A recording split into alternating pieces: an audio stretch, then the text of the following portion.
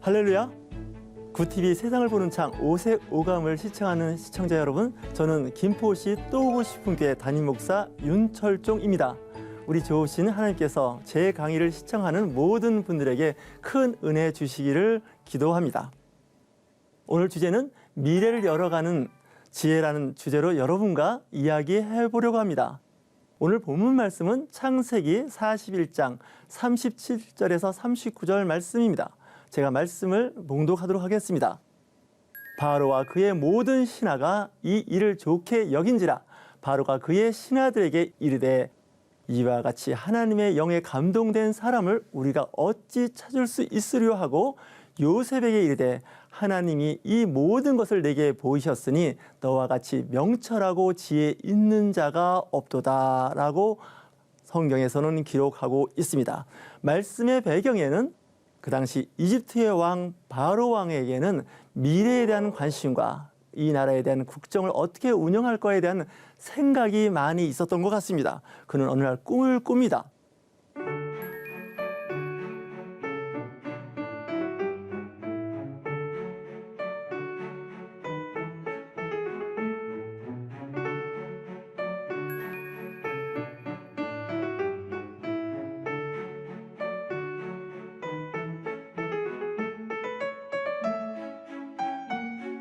여러분들 성경을 읽으실 때 그 배경을 잘 보시면 하나님께서는 준비하고 계시다는 겁니다. 분명히 바로 왕이 그런 꿈을 꿀 수 있는 그런 환경을 만들어 놓은 것은 누군가를 등장시키기 위한 하나님의 의도가 있었던 것입니다. 바로 왕은 두 번의 꿈을 통해서 궁금해서 도저히 이걸 그냥 일반 꿈하고는 분류할 수가 없는, 그래서 그 꿈에 대한 해석, 해몽을 할 수 있는 사람을 찾습니다. 분명히 이때 하나님께서 준비해 놓은 요셉이 등장하게 됩니다.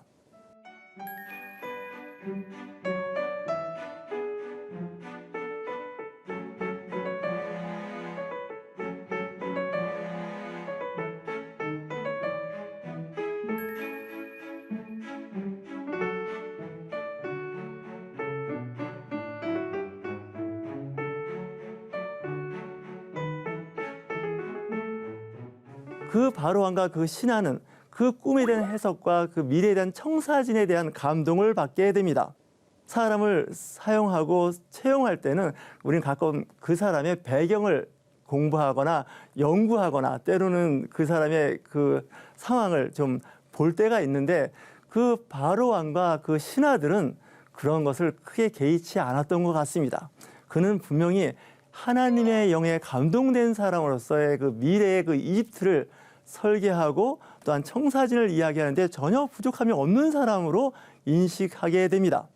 우리가 세상을 살면서 어떤 문제를 봉착하거나 그 문제를 제기했을 때 문제점을 제시하고 또한 문제점을 지적하는 일은 잘 할 수 있는지는 모르지만 자세히 보면 그 문제에 대한 해결하는 우리가 제시 못할 때가 많이 있습니다.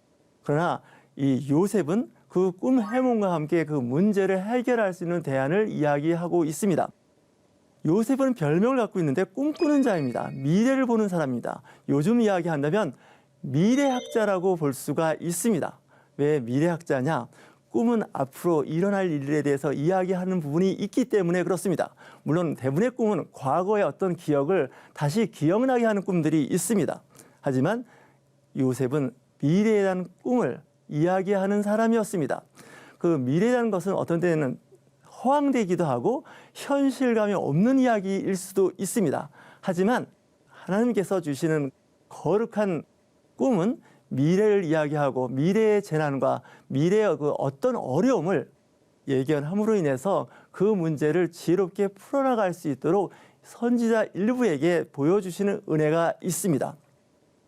이락 그는 죄수의 신분에서 국무총리가 되는 엘리베이터를 타는 신분 상승을 하게 됩니다. 왕 다음가는 권력과 권위를 인정받게 됩니다. 과연 그 꿈의 이야기는 사실대로 현실화되기 시작합니다. 7년 동안 풍년이 계속 이어집니다. 사람들은 풍년이 계속 되어진다면 앞으로도 이런 좋은 환경이 계속될 것이라고 생각하는데 그렇지는 않습니다. 7년이 끝난 후에는 흉년이 도래하는데 채 2년도 지나기 전에 이미 그 풍년의 그 풍성함은 어디로 간지 다 사라지고 흉년의 고통의 때가 이르게 됩니다. 요셉은 분명히 이야기합니다. 풍년이 들었을 때 소득의 5분의 1을 걷어서 창고에 보관하라고 이야기합니다. 앞으로 닥쳐올 재난, 어려움을 준비하고 있는 지혜가 필요합니다. 우리 인생에서도 마찬가지입니다. 항상 잘 나갈 것 같은데 그렇지가 않습니다. 때로는 원치 않게 어려움을 당할 때 준비되어진 것이 있으면 그 환난과 어려움 그 시기를 잘 통과할 수가 있습니다. 그러나 준비가 되어 있지 않고 가지고 있는 것이 없으면 환난을 당하거나 어려움을 당할 때는 그 문제를 해결할 수가 없기 때문에 그렇습니다. 여러분들 신앙생활 하실 때도 마찬가지 아니겠습니까? 신앙생활이 항상 탄탄대로를 걷지는 않습니다. 믿음의 생활을 유지하는 데 있어서도 때로는 어려움을 겪을 때가 있고 또한 잘 될 때가 있습니다.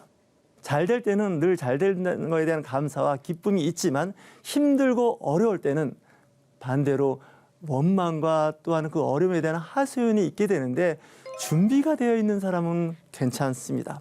우리는 말 속담에도 있고 또한 사자성어에도 있지 않습니까? 유비무환입니다. 평상시에 여러분들 여러 면에서 준비하고 갖출 것을 갖추시기 바랍니다. 그리스도인이 이 세상에 살면서 갖춰야 하고 준비할 것이 너무나 많이 있습니다. 그러나 준비가 되어 있는 사람은 그 준비에 대한 그 혜택을 누릴 수 있게 됩니다.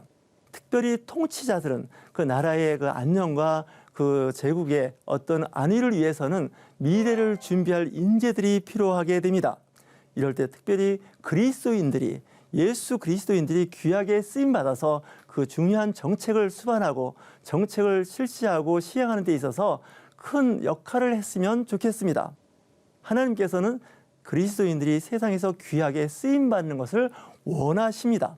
물론 교회에서도 귀하게 쓰임받지만 또한 세상에 나가서도 빛과 소금의 역할을 감당한다는 것은 세상에서 꼭 필요한 존재로서의 기능과 역할을 해야 한다고 저는 여러분들에게 권면하고 싶습니다. 교회에서만 능력 있는 사람, 교회에서만 선한 역할을 하는 사람 물론 중요하죠. 하지만 그런 능력과 그런 선행을 밖에 나가서 믿지 않는 세상 사람들에게도 권면하고 선한 영향력을 행사함으로 해서 그 사람들이 예수 그리스도를 알고 하나님의 나라를 알 수 있도록 해야 할 것입니다. 바로 왕은 하나님을 모르는 사람입니다. 바로 왕과 그 신하들은 하나님에 대해서 알지 못합니다. 하지만 요셉이 알고 요셉이 믿는 그 하나님의 그 능력을 그들이 인정하게 됩니다. 고백하지 않습니까? 하나님의 영에 감동된 자를 우리가 어디서 찾을 수 있겠는가? 하나님의 영, 성령에 충만한 사람의 그 명철과 지혜가 한 나라, 한 제국을 살리고 있다는 거 아니겠습니까?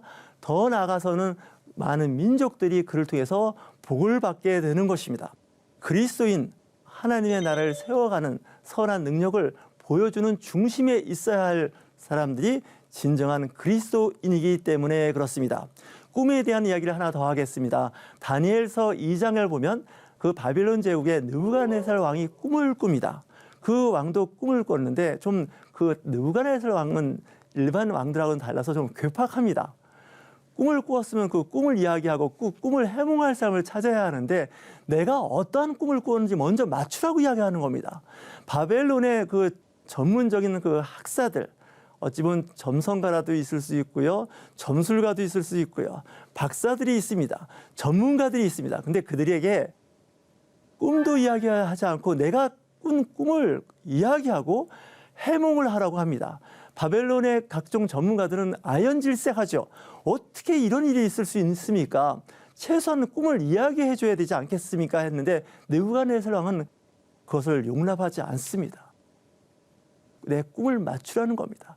이때 그 일을 해결했던 사람이 바벨론 포로로 끌려왔던 다니엘입니다. 다니엘은 하나님께 기도합니다.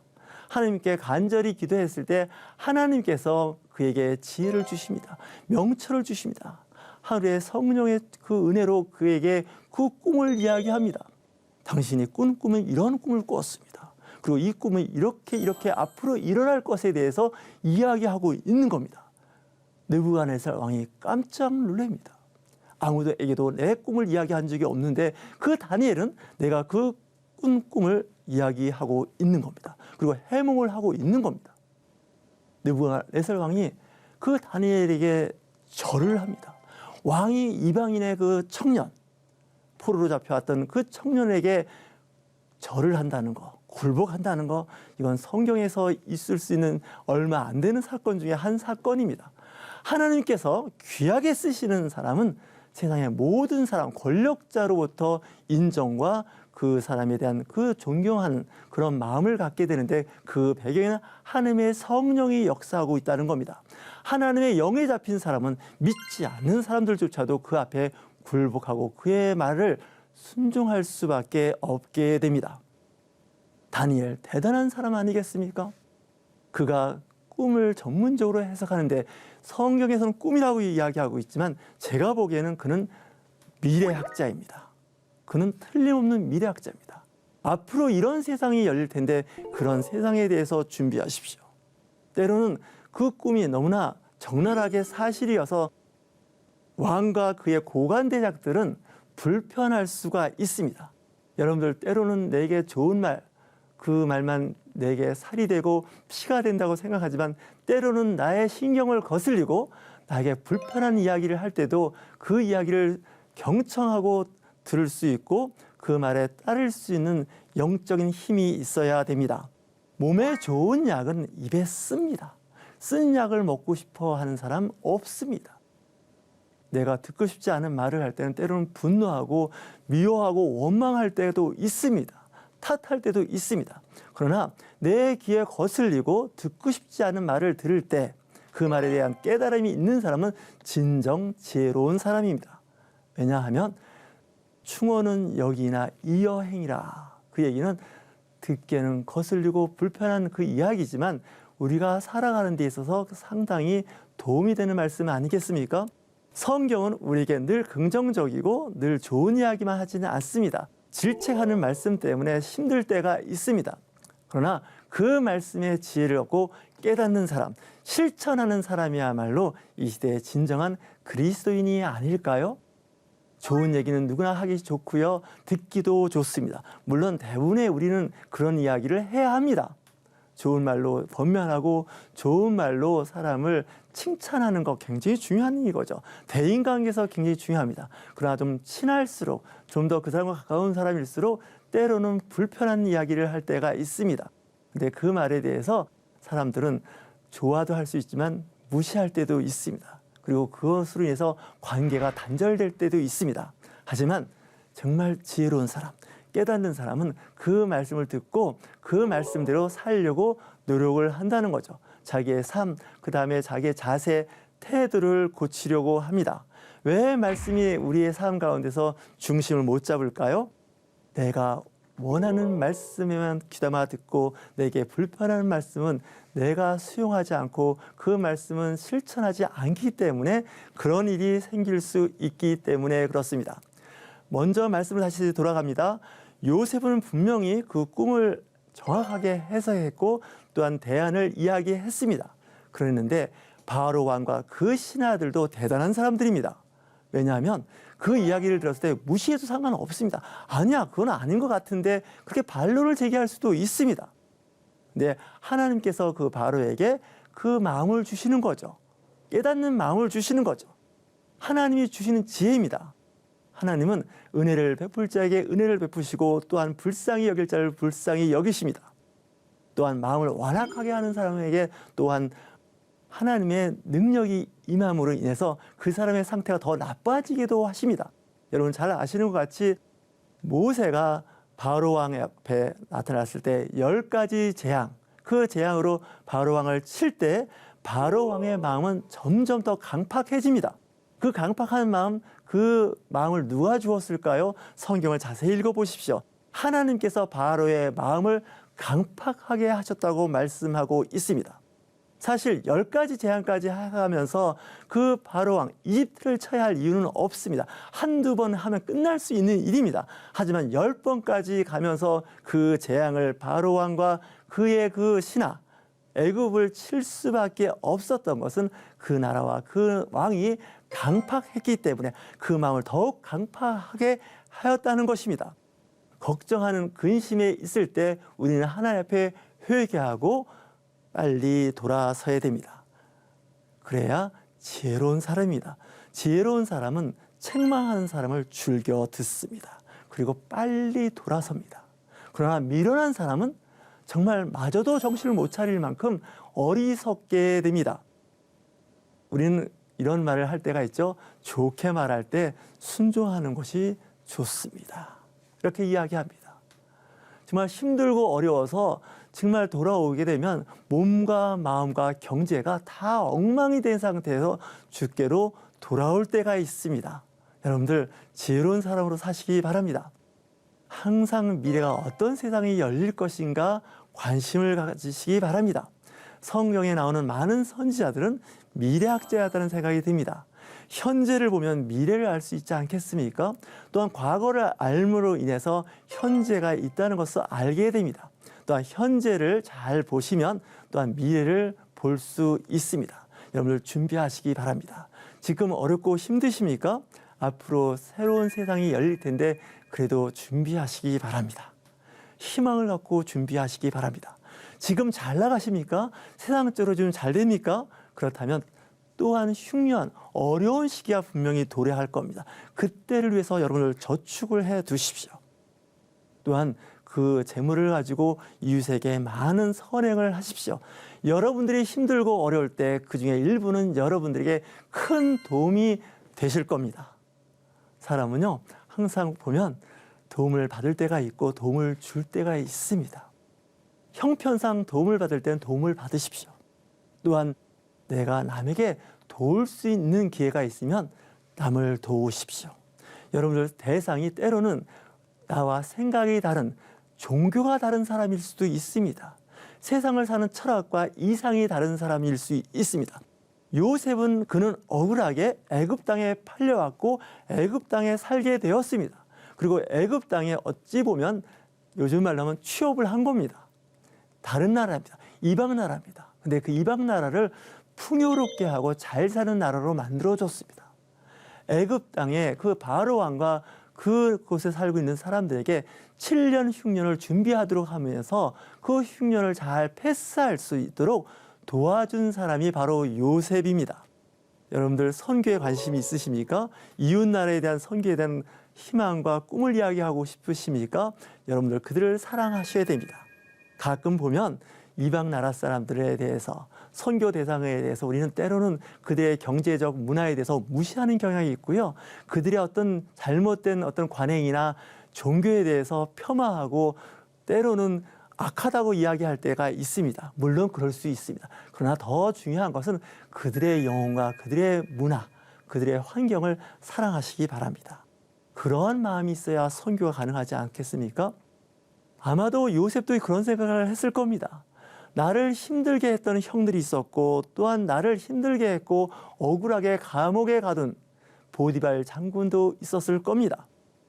그리고 또한 내가 감옥에 있을 때 나를 더 힘들게 했던 동료 죄수들도 있었을 것입니다. 그러나 그는 그런 일에 대해서 그다지 원하는 관계라든가 자기의 그 미움을 표출하지 않습니다. 자, 보십시오. 창세기의 마지막은요, 회복입니다. 그 형제들이 회복하지 않습니까? 그 족장시대를 열어가면서 그 족장시대의 가정사를 보면 사실 보면 그 집안들이 아브라함이나 이삭이나 야곱이나 요셉을 자세히 들여다보십시오. 어떻게 나쁘게 보면 콩가루 집안 같지 않습니까? 가정사가? 그런 상태에서도 하나님은 그들을 사랑하셨고 그 가정들을 회복시키십니다. 요셉을 통해서 애굽 땅이 구원을 받게 됩니다. 이방 나라입니다. 그리고 나중에는 어떻게 될까요? 그의 형과 그의 아버지, 그 어머니들까지도 그 구원에 이르게 됩니다. 여기서 구원은 영적인 구원도 있지만 세상적으로도의 구원이 있습니다. 흉년이라고 하는 이 땅에서의 그 고난을 잘 패스할 수 있는 기회를 열어주게 됩니다. 요셉은 복의 근원이 됐습니다. 그 할아버지 또 증조 할아버지 그때부터 내려왔던 하나님의 약속이 대를 이어가면서 성취되는 것을 우리는 성경에서 배우게 됩니다. 여러분들 신앙생활 하실 때 조급한 마음 갖지 마십시오. 조급하게 되면 하나님의 나라를 이룰 수가 없습니다. 하나님의 시간은 절대로 조급하지가 않습니다. 우리 사람의 생각은 늘 조급하고 조급증이 나서 때로는 그 성격 급한 일로 인해서 대사를 망칠 때가 있습니다. 참고 기다리고 때로는 관용하고 용서하는 그 시간, 그 기간이 때로는 10년, 50년, 100년이 소요될 수가 있습니다. 우리는 너무 급해서 당대 1, 2년 안에 뭔가 결과를 얻으려고 하다가 오히려 일을 망칠 때가 있습니다. 기도하시면서 하나님의 때를 바라보십시오. 하나님의 나라는 그렇게 조급하게 급하게 이루어질 때도 물론 있습니다. 그러나 대부분의 큰 일들은 대기만성일 때가 있습니다. 요셉은 이락 그날의 통치자의 다음가는 통치할 수 있는 힘과 권력을 갖게 됩니다. 그러면서도 그는 그 어렵고 힘들었던 과거를 잘 청산하고 형들을 용서하면서 그 가족을 살리지 않습니까? 여러분들 그리스도인입니까? 나라를 위해서 기도하십시오. 나라를 위해서 봉사하십시오. 그리고 가족을 돌보십시오. 이 시대에 그리스도인이 쓰여지는 영역은 정말 무한대가 아니겠습니까? 가까이 있는 나부터 시작해서 내 가족이 되겠고요. 내 친인척이 될 수 있습니다. 내가 살고 있는 도시, 그리고 내가 살고 있는 지역, 그리고 더 나아가서는 우리나라와 전 세계의 무대를 바라볼 수 있는 영적인 눈이 띄어지시기 바랍니다. 그러기 위해서 여러분들 거룩한 꿈을 꾸시기 바랍니다. 하나님의 나라입니다. 하나님의 나라가 하늘에서 그 뜻하신 바가 이 땅에서 이루어집니다. 그리고 이 땅에서 세워지고 확장됩니다. 그 중심에 저와 여러분들이 세워지길 바랍니다. 예수 그리스도를 믿는 사람들은 현재와 미래를 바라보는 사람입니다. 과거에 우울했고 힘들었던 안 좋았던 것은 다 잊어버리십시오. 그거는 내가 앞에 나갈 때 족쇄가 돼서 내가 나가는 길을 어렵게 할 뿐입니다. 하나님께서는 우리에게 현실과 그 미래를 아름답게 만들어갈 수 있는 힘과 능력이 있습니다. 하나님은 좋으신 분입니다. 하나님은 우리에게 선한 영향력을 갖고 계신 분입니다. 그리고 우리에게 복을 주시기를 원하시는 분입니다. 다 준비되어 있습니다. 다만 때가 필요하고요. 때로는 훈련, 그 기간이 필요하기 때문에 그렇습니다. 성공하려면 우리는 뭔가 몸이 거기에 맞는 사람이 되어야 하지 않겠습니까? 운동선수를 보십시오. 운동선수의 기본은 그 운동할 수 있는 몸을 만들기를 합니다. 그 훈련을 한다는 거죠. 그 훈련이 사실은 쉽지는 않습니다.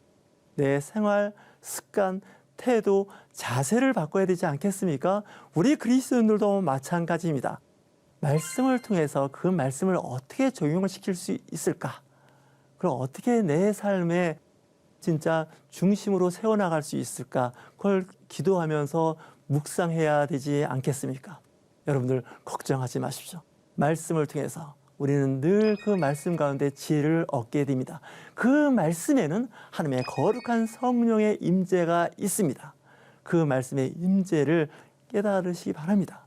때로는 그 말씀에 대해서 궁금한 일이 있으십니까? 어려움이 있으십니까? 여러분들이 섬기시는 교회에 목회자를 만나서 상담하시기 바랍니다. 그리고 또한 교회에 주요한 그 상담의 전문가들을 만나서 도움을 받으시기 바랍니다. 하나님은 그러한 사람을 준비하고 계십니다. 하나님께서는 그런 사람을 통해서도 역사하시고 여러분들에게 또한 선한 길로 인도해 주시고 계십니다. 여러분들 힘내십시오. 지금 여러 가지 어려운 상황에 있다 할지라도 이 어려운 것은 영원하지 않습니다. 분명히 좋은 세상이 열릴 것입니다. 준비된 사람은 그 좋은 세상이 열린 데에 주요한 역할을 할 수 있을 것입니다. 여러분 이제 말씀을 마치려고 합니다. 요셉이 그 꿈을 해몽하고 또한 그 이야기를 했을 때 그 이야기를 경청할 수 있었던 바로 왕과 그 신하들, 정말 하나님께서 그 당시 귀하게 쓰임받았던 사람들입니다. 그리고 나라를 구했습니다.